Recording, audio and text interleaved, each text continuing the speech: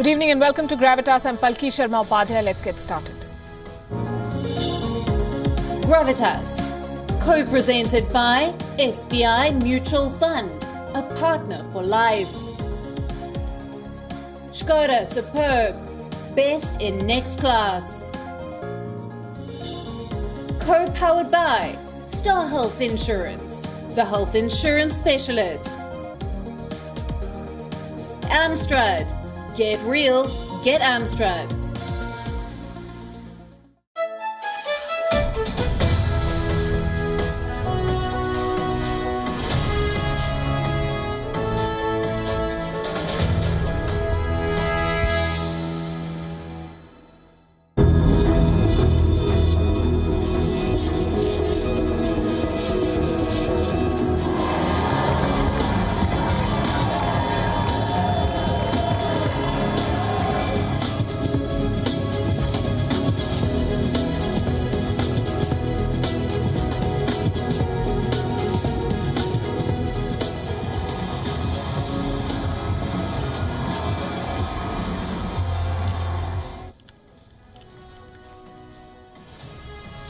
I'm sure you know this by now. Joe Biden is the clear winner.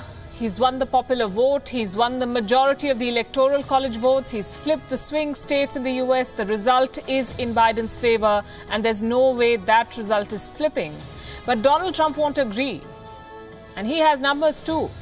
This election has proved that Trump's vote bank is not only intact, it has grown. More than 70 million Americans voted in Trump's favor. Some of them are taking to the streets across America and they agree with the president. They believe this election has been rigged. Trump says he'll go to court to fight for his case. The problem is there is no evidence of rigging yet. And the question is, what happens in the meantime?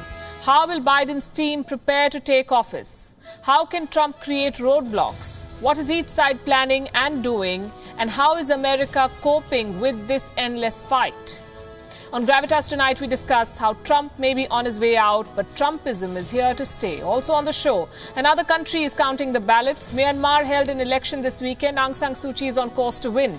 A new row in Nepal, this time over the visit of India's chief of spy agency, RAW. Prime Minister Oli explains the meeting. And China is building a rail line near Arunachal Pradesh as its army releases videos of soldiers applying sunscreen. We'll explain, but we begin as always with Gravitas Global Headlines. Even after being hailed globally for its handling of the coronavirus, Taiwan is yet to receive an invite to a key World Health Organization meeting this week, focusing on the COVID-19 pandemic. This, according to Taiwan's foreign ministry, is due to obstruction from China. In what is being seen as a major victory for Azerbaijan, its security forces claim to have captured the key town of Shusha from Armenian separatists in the Nagorno-Karabakh region. Armenia still insists that the fighting for the strategically vital area is ongoing.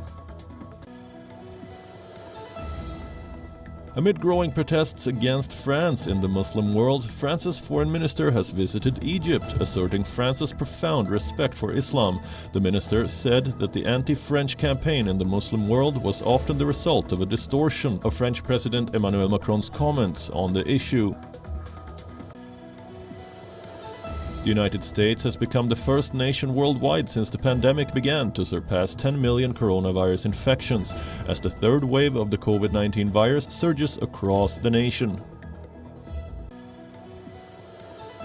Japanese Emperor Naruhito's younger brother, Crown Prince Fumihito, has been formally sworn in as first in line to the Chrysanthemum throne.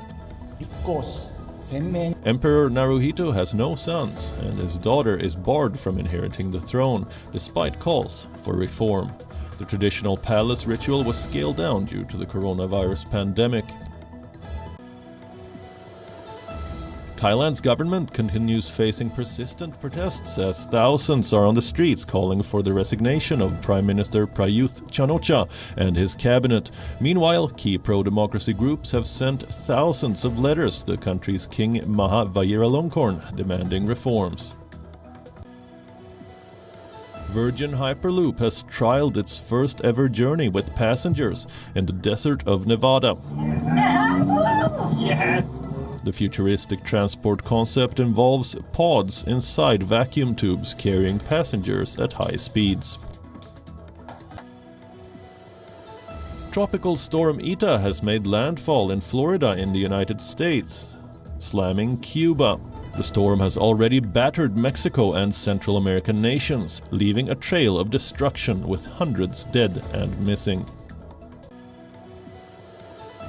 Indian cricket captain Virat Kohli will return home midway from the tour of Australia after being granted leave on parental grounds. Kohli and his wife Anushka Sharma are expecting their first child in January, and the BCCI says Kohli had informed the selectors that he would return after the first test in Adelaide.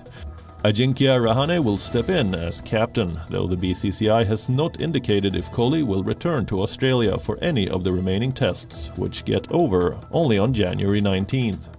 Rohit Sharma has been added to the test squad after a hamstring injury had ruled him out initially for the full series.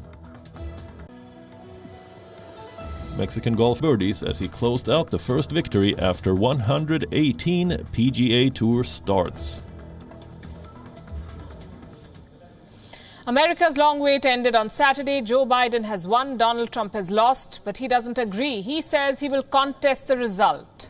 Where does that leave Joe Biden and the rest of America? Will they wait for the courts to decide, or will they start preparing for the transition? It's a bit of both, it seems. Let's bring you up to speed with what's happening in the Biden camp. The president-elect is gearing up to move into the White House. After the celebration over the weekend, his team goes to work today. They're planning the transition. This is the period where the incoming government shapes up. This is also the period where key cabinet positions are decided. Essentially, Joe Biden will be using these months to build his inner circle and announce his core team.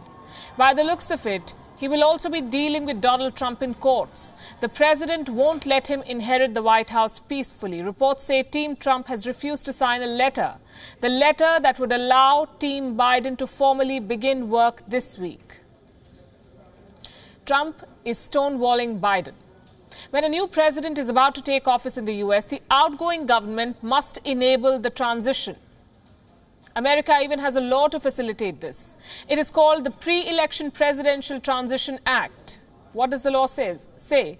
It says that Biden's transition team is entitled to use government office space and equipment. It is entitled to access government officials. It is also entitled to money. The government must pay the expenses of the transition team. But Donald Trump has not conceded, so officially the transition has not begun. And that is not good news, because transition is a very critical period. A lot needs to be done. According to reports, more than 4,000 positions will have to be filled when a new president takes charge.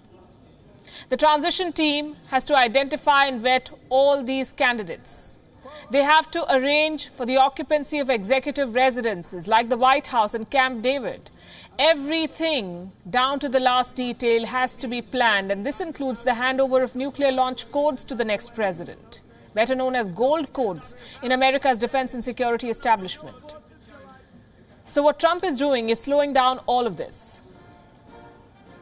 But he cannot really stop Biden unless the courts rule in his favor.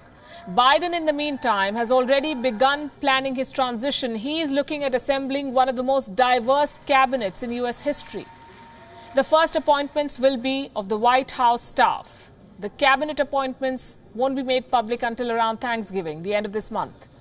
Biden has even raised money for the team. In the month of May, at least $7 million were raised for the transition. Biden is expected to kick off his term with a bang. Reports say he's planning a slew of executive actions, immediate reversal of some of Trump's decisions.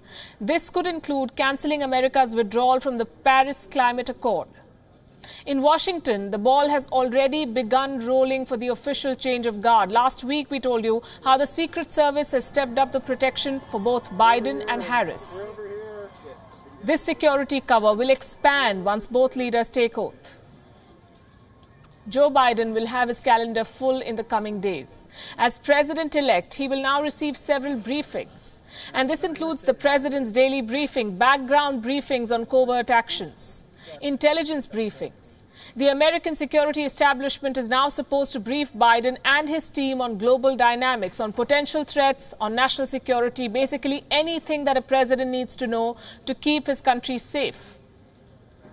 Of course, there will be a meeting between the president-elect and the president at the White House. Not immediately, but at some point, we hope. Once Donald Trump accepts the result or he gets a clear verdict from the court, whenever it happens, Joe Biden and his wife, Dr. Jill Biden, will receive a tour of the White House. Traditionally, this is what they do during this tour.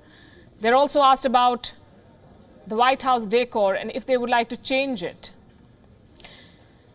The Biden camp has also created a Twitter page to keep everyone informed about the transition. There's also a website called Build Back Better. Here, Biden and Harris list the Wuhan virus, economic recovery, racial equity and climate change as their first 4 priorities. In fact, Joe Biden wants to focus on the virus from day one. A task force is being created. It will be led by an Indian American, Dr. Vivek Murthy, the former US Surgeon General. Someone who has served during the Obama administration too. We expect the Biden camp to make more announcements today. We'll be keeping track of that. Also in focus will be Kamala Harris, who has created history in this election. She is the first woman, the first Indian American, and the first person of color to be elected vice president of the US. But for Harris, this is not the first time she shattered a glass ceiling. Our next report tells you more about America's next vice president. The city of Berkeley, California, has a new tourist attraction. The childhood home of Vice President-elect Kamala Harris. This humble home is a school now, but this is where Harris began her journey to the high office. A daughter of Jamaican and Indian parents, Harris says she had a stroller eye view of the civil rights movement as a student at Howard University. She split her time between the debate team and the National Mall, where she protested against apartheid in South Africa. Throughout her career, Harris broke barriers. I, Kamala Harris, do solemnly swear. In 2002, she became San Francisco's first district attorney of color, a victory backed by the strong support of her family.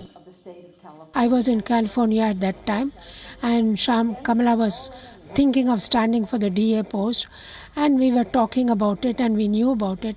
And from that time I knew that Kamala wanted to get somewhere, and she said, I'm going to do it and I'm going to become a DA.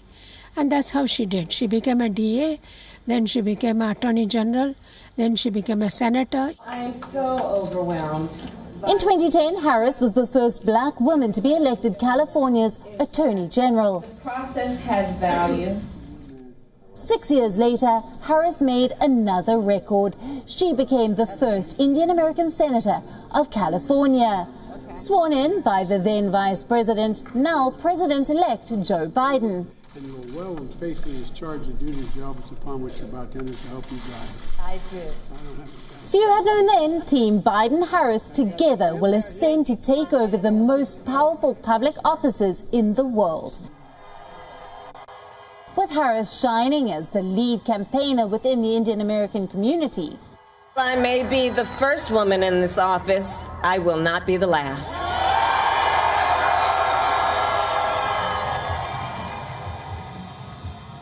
These are two leaders with distinct Indian connections. While Harris was born to Indian mother, Joe Biden has his own Indian connection. While visiting Mumbai in 2013, he had revealed the story of Capital George Biden, an ancestor of the US President-elect who worked with the East India Company and had an Indian wife.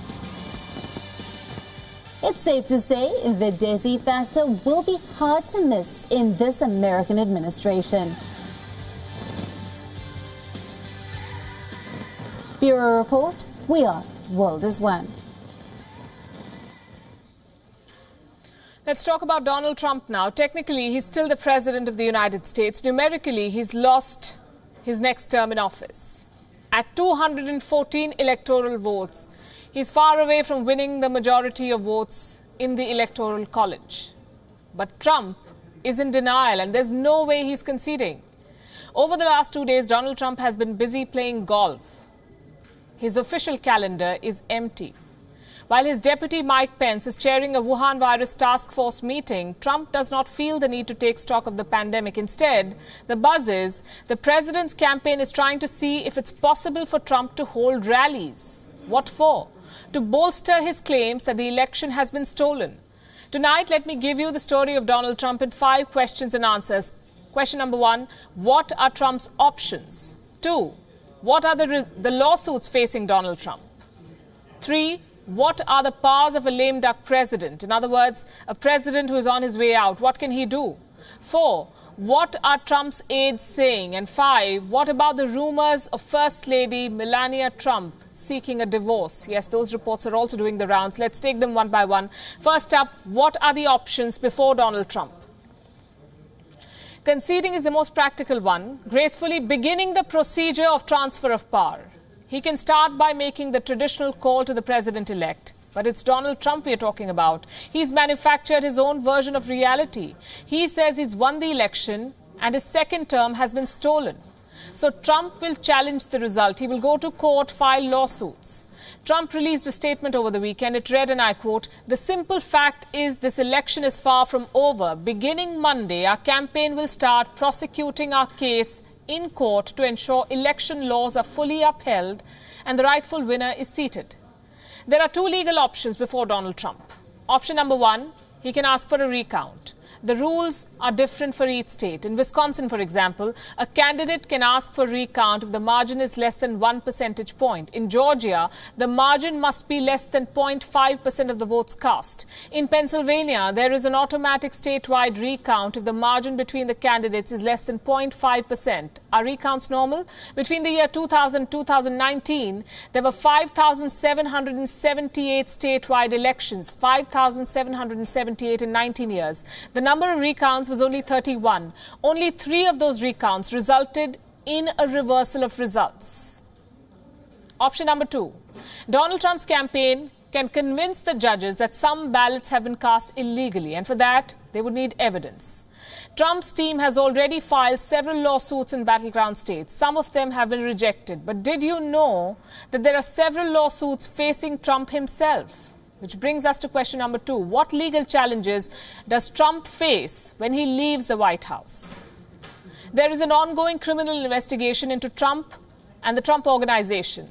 Then there are the allegations of tax evasion. Trump could face a criminal prosecution by the U.S. Department of Justice. New York's Attorney General Letitia James has an ongoing tax fraud investigation into Trump and the Trump Organization. Donald Trump is also facing a defamation case. He was sued by former Elle magazine writer E. Jean Carroll, who's also accused Trump of rape. Trump is also facing a lawsuit by reality show contestant Summer Zervos. She also accused Trump of kissing her against her will. This is a long list, and it spells trouble. As president, Donald Trump was immune from prosecution for criminal offenses. But this cloak of immunity will disappear come 20th of January. And that's the day Joe Biden officially becomes the president of the United States. Next question. What powers does Trump have till then? In other words, what are the powers of an outgoing president of the U.S.? Will Donald Trump be allowed to enjoy all the powers vested in the President of the United States of America? The answer is yes. Trump can use the next 2 months to create serious trouble for Joe Biden if he wants to. He can declassify sensitive information. He could also order missile strikes. He could withdraw troops. He can also issue preemptive pardons for himself and his family. And this is not the first time this will happen. Bill Clinton, by the way, issued scores of pardons on his last day in office. The list included his brother and the husband of one of his fundraisers. So Trump won't be the first. Question number 4. What have Trump's advisors been telling him? Reports say there is a clear divide in Trump's inner circle. One side is asking him to concede defeat. The other side is asking Trump to fight on. The First Lady of the U.S., Melania Trump, and son-in-law Jared Kushner are reportedly advising the president to accept defeat. But his sons, Donald Trump Jr. and Eric Trump, want him to fight on. Then there are also prominent Republicans, like Senator Lindsey Graham and House Representative Kevin McCarthy, who want Trump to not give up. The fact of the matter is Donald Trump has lost the election. Some reports say he may be losing his wife too. That's question number 5. Is Melania Trump divorcing Donald Trump? Reports claim that she is, quote-unquote, counting the minutes until divorce. A lot has already been said and written about Trump's marriage being on the rocks. Reports also say Melania Trump burst into tears when Donald Trump won the race to the White House in 2016. A recent book claimed that she waited 5 months before relocating to the White House. She apparently was negotiating a post-nuptial agreement to give her son Barron an equal share of the Trump fortune. Donald Trump and Melania have been married for 15 years. So Trump won't concede. He will make history by refusing to commit to a peaceful transfer of power. And if he changes his mind, here are some tips on how it's done. Concession speeches of past presidents. Take a look. Thank you so much. For the country's first 100 years or so, conceding a race wasn't part of the process at all. It was only until 1896 that it became an election custom, when Republican William McKinley defeated Democrat William Jennings Bryan. Ever since, losing candidates, including sitting presidents, have conceded to their opponents. George H.W. Bush called on Americans to set aside differences and rally behind their new president. Here's the way we see it, and the country should see it, that the people have spoken, and we respect the majesty of the democratic system. I just called Governor Clinton over in Little Rock and offered my congratulations. He did run a strong campaign. I wish him well in the White House, and I want the country to know that our entire administration will work closely with his team to ensure the smooth transition of power. There is important work to be done, and America must always come first. So we will get behind this new president and wish him well. 4 years later, former Senator Bob Dole rebuked his supporters for booing Clinton's second victory, reminding them that Clinton was his opponent, not his enemy. I've talked to President Clinton. We had a good visit, and I congratulated him. I have said repeatedly in this campaign that the president is my opponent, not my enemy, and I wish him well, and I pledge my support in whatever advances the cause of a better America. Is that what the race was about in the first place? A better America as we go into the next century. The 2000 election between Al Gore and George W. Bush was settled in the U.S. Supreme Court. But even Al Gore, who did not agree with the court's decision, conceded for the sake of unity. Now the U.S. Supreme Court has spoken. Let there be no doubt, while I strongly disagree with the court's decision, I accept it. I accept the finality of this outcome, which will be ratified next Monday in the Electoral College. And tonight, for the sake of our unity as a people and the strength of our democracy, I offer my concession. Another concession speech that has gone viral on social media is that of Senator John McCain. He lost to Barack Obama in 2008, when America got its first African-American president. A little while ago, I had the honor of calling Senator Barack Obama to congratulate him, to congratulate him on being elected the next president of the country that we both love. In a contest as long and difficult as this campaign has been, his success alone commands my respect for his ability and perseverance. But that he managed to do so by inspiring the hopes of so many millions of Americans who had once wrongly believed that they had little at stake or little influence in the election of an American president is something I deeply admire and commend him for achieving. This is an historic election, and I recognize the special significance it has for African Americans and for the special pride that must be theirs tonight. Concession speeches are a signal of commitment to the peaceful transfer of power. While there is no legal requirement for Trump to give a concession speech, refusing to do so will not extend his powers beyond January 20th, unless the Supreme Court intervenes on his behalf. Bureau Report, WION. World is One.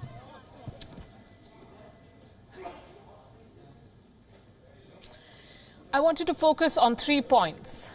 1, Joe Biden is not your ideal presidential candidate. Back in the day, he supported racism. He supported the Iraq War. He's been called Creepy Joe for touching women inappropriately. Some say he won only because he's not Donald Trump, and that is saying a lot. Point number 2, Joe Biden won urban America, the city votes. He got 63% of the vote in urban America. Trump got less than 36%. Trump won the rural vote, 71% of the vote share. Biden got less than 28%. These are two Americas choosing two different presidents. Point number 3, Donald Trump has won 70 million votes, more than what he won in 2016 and more than what any incumbent president has won in an election. Clearly, there's a large number of Americans who are still rooting for Trump, who still believe in him, who believe Donald Trump when he says the vote was stolen. And this is the biggest challenge for Joe Biden. Not Trump's lawsuits, but the distrust of almost half of America's voters. This is his biggest task, to unite the United States of America. I know it sounds like a sweeping statement, I'll explain. Donald Trump has divided his country, and while he may be on his way out, the division, the Trumpism, is here to stay. America has been broken into two. The first one that sees nothing wrong in white supremacy. It does not acknowledge the deep-seated systemic racism. It does not believe in science or wearing masks. But it believes in shutting out immigrants, blocking people from Muslim-majority countries, separating children from parents. This is Donald Trump's America, or the section that voted Trump to power in 2016. It is to the appetite of this America that Donald Trump knit his policies and politics. And they voted for him again, 70 million of them. 70 million Americans believe in Trumpism and Trump's policies. It is no wonder that Trump enjoyed a steady approval rating of over 40% through his term in office. And this 40% make up the America that believes in brushing aside facts as fake news. It is the same America that cheered Trump's border wall and refuses to believe Trump lost the election. The media said what? The media said Joe Biden's president. Ha ha ha ha ha ha ha ha ha ha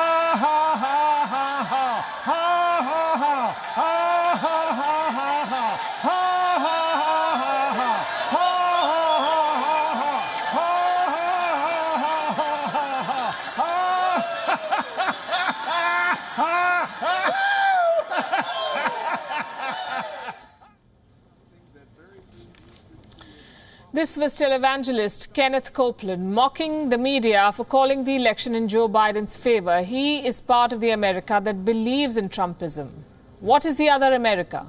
It's the one that disapproves of Trump, the one that rallied against him and voted for Joe Biden. Today, the two Americas are deeply distrustful of one another. They disagree with each other's beliefs, with their policies and plans. Let me put this in numbers for you. 76% of Biden voters said that racial ethnic inequality would be very important to their votes. Just 24% of Trump supporters agreed. 74% of Trump supporters said violent crime was very important to them. Only 46% of Biden voters agreed. When it came to race, 74% Biden voters said it is a lot more difficult to be a black person in the US. Only 9% of Trump's voters agreed. 59% of those who backed Biden said white people benefit a great deal from advantages in society.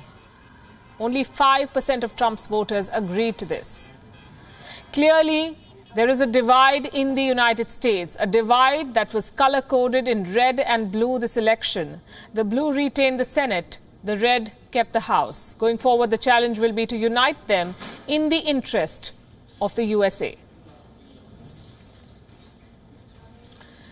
Let's talk about the president-elect, Joe Biden. He's been in public life for decades. We know all about his worldview. But how does the world view him and his victory? It's a mixed bag.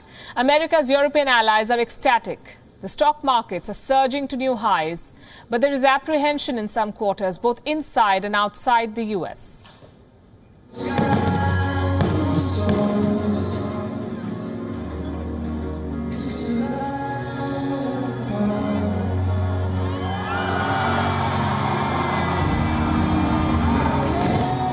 Saturday, November the 7th, Joe Biden wins his home state, Pennsylvania, and clinches the White House.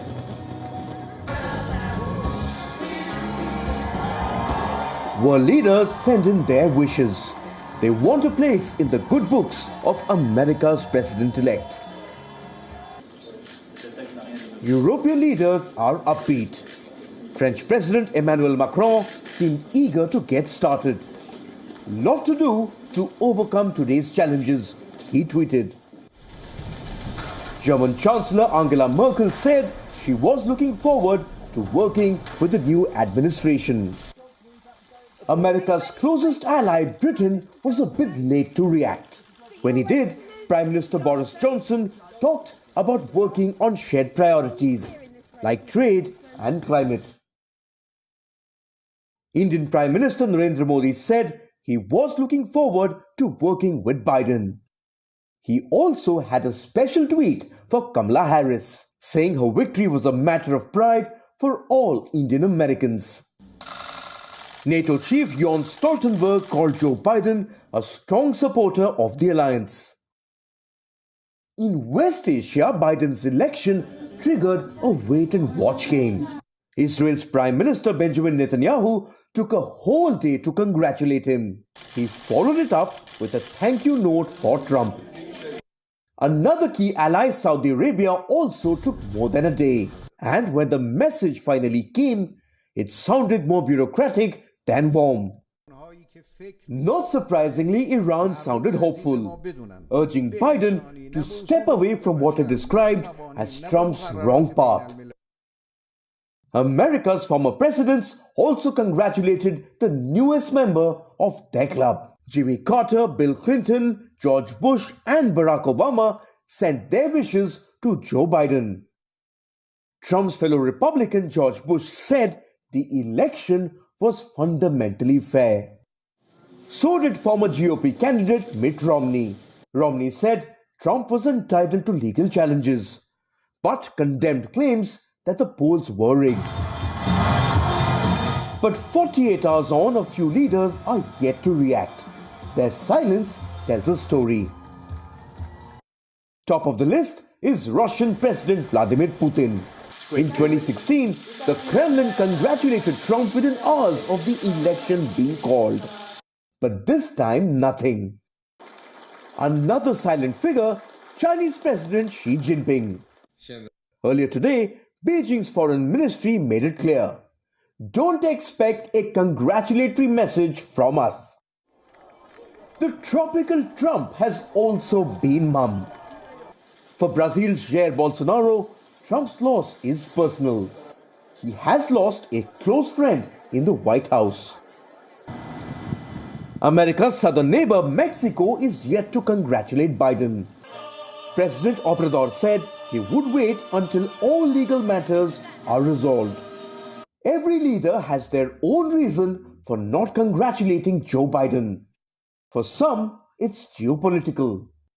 Others just can't stand to see a friend lose. Either way, their silence has implications. It's an early indication of an adversarial relationship. Bureau Report, WION World is One. And we just heard that Donald Trump has unfollowed Israeli Prime Minister Benjamin Netanyahu. So interesting times ahead. No such issues on Wall Street, though, of a lack of confidence in what's happening in America. The stock market surged on news of a Biden win. Investors are hoping for a new fiscal stimulus bill and fewer disruptions under Joe Biden. And this rally was in fact seen all over the world. Indices in Europe, China, Hong Kong, Australia and Japan, even in India, booked huge gains. The world economy is expecting fewer trade wars and perhaps fewer 2 a.m. policy announcements from the new US president. Halfway across the world, another election has just concluded. This is in Myanmar. If America is the oldest democracy in the world, Myanmar is among the youngest. Vote counting is currently underway. Results are expected to take at least a couple of days. But there is unanimous agreement that Aung San Suu Kyi will retain power. Questions of voter suppression and ethnic conflict, though, continue to linger. Here's a report. Ballot counting seems to be the norm this November. These officials in Myanmar are hard at work, counting the millions of votes cast in the general election. But there is no nail-biting finish expected here.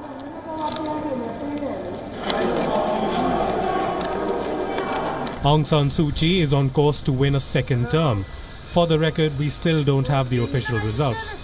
Only early trends released by the poll authorities. Suu Kyi's party, National League for Democracy, is leading these early returns. Celebrations have already begun.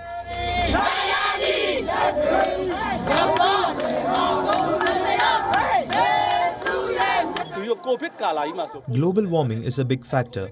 Rain doesn't fall on time. Government had installed tube wells, but irrigation doesn't happen on time either. We want the government to do something about this. Myanmar's elections were held under difficult circumstances. A growing COVID-19 outbreak, a worsening economic situation, and a deepening ethnic divide. In urban centers like Yangon, there were long lines at polling stations. But in the countryside, it was a different affair. Over 1 million people were unable to vote, mostly in the Rakhine state. Election authorities cancelled the polls, citing safety reasons. 600,000 Rohingya Muslims were also denied the vote. Suu Kyi continues to remain popular in Myanmar's heartland. Her fight for democracy is still fresh in the minds of people. But globally, her reputation has taken a beating. Her defense of the Rohingya crackdown at the Hague court was condemned. It could be a couple of days before we have the complete results. 322 is the magic number. But Suu Kyi's party is confident of winning more. Some party men are talking about a repeat of the 2015 landslide when the party won 390 seats. Back then, a power-sharing agreement saw Suu Kyi cede space to the military. In Myanmar, a quarter of the seats in both houses are reserved for them. This time around, she's hoping for an even larger mandate to amend the constitution. But experts say this is highly unlikely. The strong turnout indicates popular support for democracy. But the question is, can its leaders keep their end of the bargain? Bureau Report, WION World is One.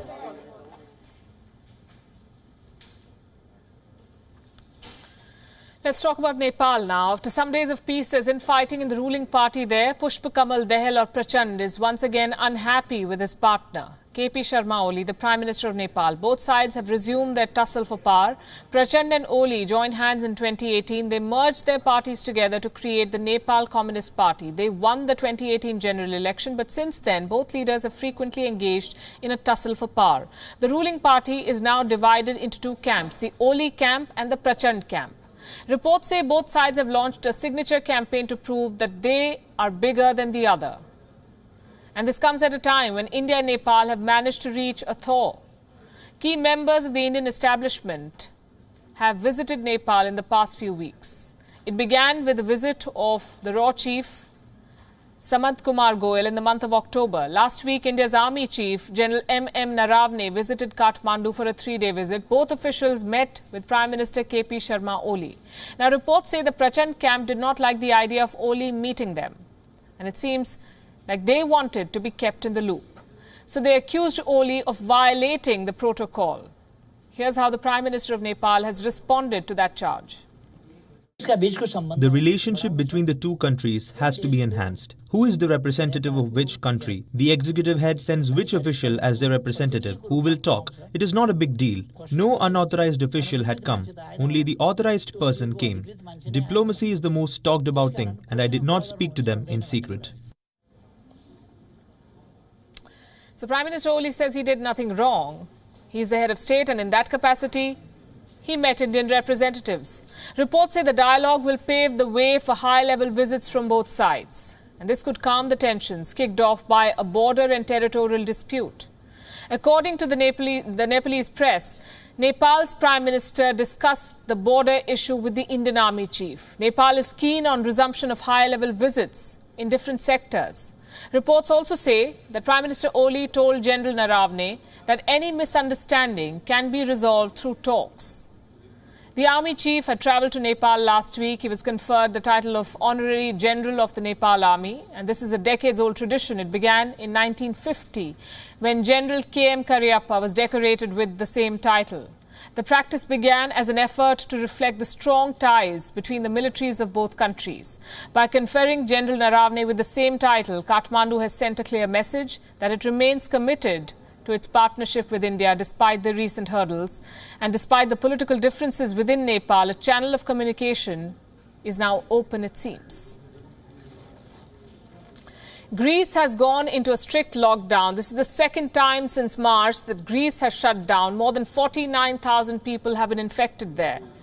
But hair salons have been allowed to stay open. This report tells you why. The Greek economy was hammered in the first lockdown in spring. The Mediterranean nation has recorded over 54,000 cases of infections and 749 fatalities linked to COVID-19. But it is the number of people in intensive care that has got the authorities worried. This pushed the Greek Prime Minister Kyriakos Mitsotakis to announce another 3 weeks of lockdown. Under the measures, Greeks can only leave their homes when they make an official request via SMS and then receive authorization. Only essential shops, including supermarkets and pharmacies, can stay open. And the police is on the streets to enforce the lockdown. I don't think it helps at all to bring a country's market to its knees, especially in the time of an economic crisis. We will be saved from the virus, but we will have psychological issues. They can't just close businesses, shops, and people's mental health is in a very bad state. But interestingly, hair salons have been given an extension till Monday. Although not classified as an essential service, Greek authorities in the last lockdown saw very high rates of flouting of rules by people who wanted to get a trim. This time too, people scrambled to book appointments when they heard about the lockdown. With the announcement of the lockdown, the phones were ringing off the hook with people desperately asking for appointments. We are in the category of businesses that will be allowed to stay open for 2 more days after the lockdown started. The government has announced economic relief measures for businesses and workers impacted by the lockdown. Greek Prime Minister Kyriakos Mitsotakis is hoping for an economic turnaround when the economy reopens ahead of Christmas. But for people losing jobs and seeing their businesses shut, the government relief is just not adequate. Bureau Report, WION World is One. Let me ask you a question. Do you remember what triggered the Ladakh standoff earlier this year? It was China's fear of India's strategic construction. India is constructing roads and airstrips on the Indian side of the LAC, the line of actual control. But it's too much for China to digest. So in the month of May, around 100 tents sprung up on the Chinese side of the Galwan Valley. Back then, the Chinese Foreign Ministry said, and I quote, "China is committed to safeguarding the security of its national territorial sovereignty as well as safeguarding peace and stability in the China-India border areas." A skirmish in June led to the death of 20 Indian soldiers. China lost more men, but never released the numbers. In the months that followed, India took control of strategic heights. China fired shots in Ladakh, but made no gains. There is a stalemate in Ladakh, and the reason I'm telling you about all of this is because 6 months into the standoff, China is doing what it protested. China is constructing along the line of actual control. Chinese President Xi Jinping has asked his men to advance the construction of a rail line in Tibet. The line is 1,000 kilometers long. It connects the Chinese province of Sichuan to Linzhi in Tibet. It costs around $47.8 billion. And reduces the 48-hour travel time to 13 hours. This railway line is also very close to the Indian state of Arunachal Pradesh, a state that China claims as its own and calls South Tibet. Speaking on Sunday, Xi Jinping said that the rail line will consolidate China's border stability. What he didn't say is that the line will also tighten Chinese control over Tibet and be crucial in troop mobilization. Now, should you and I bother about this rail construction in China? There are two ways of looking at it. First, through the Chinese lens, one that views every border construction as a provocation.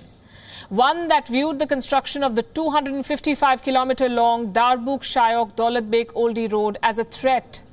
Going by that logic, India too should protest this construction near Arunachal Pradesh. India should also protest the construction of a bridge over the Yarlung-Zangbo River in the Tibet Autonomous Region, and all the other border constructions that China has carried out over the years. But India respects international law. India understands sovereignty. It is another story that China does not. Sovereignty is too complex an idea for Beijing. China does not even understand military discipline. In a video recently released by the Global Times, Chinese soldiers were seen applying sunscreen and lip balm. The Chinese mouthpiece said that before heading to patrol, Chinese soldiers apply sunscreen and lip balm, and it makes them look, quote-unquote, cute. The Global Times goes on to say that with all the skincare experience, Chinese soldiers can now provide good recommendations. Take a look at this video. 你的手多涂点，知道吧？不是擦匀是吧？就那样，白白的就。擦匀，擦匀，擦匀啊！涂了。多涂一点，太干了，都裂了。